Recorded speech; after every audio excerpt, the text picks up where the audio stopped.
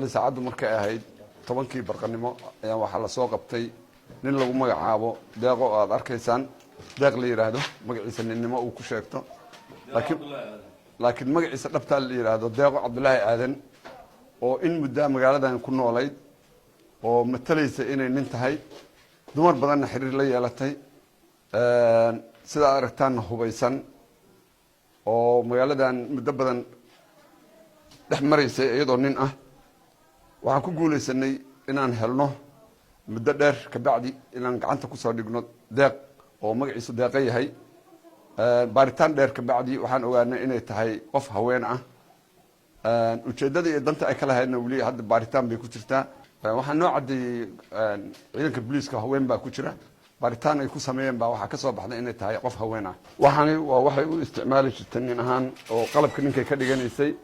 dhexdu ugu xirnaa markii baaritaanka lagu sameeyay waxa ka soo baxay in waxaan ay nin ahaan u isticmaalaysay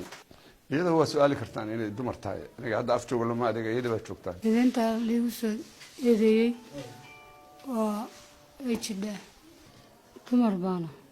qofka waxaan u watay dukaan baa leeyahay dukaankan ku waardiyaysto meel go'aan qofna kuma dilaan qofna wax kuma yeelo gabadhan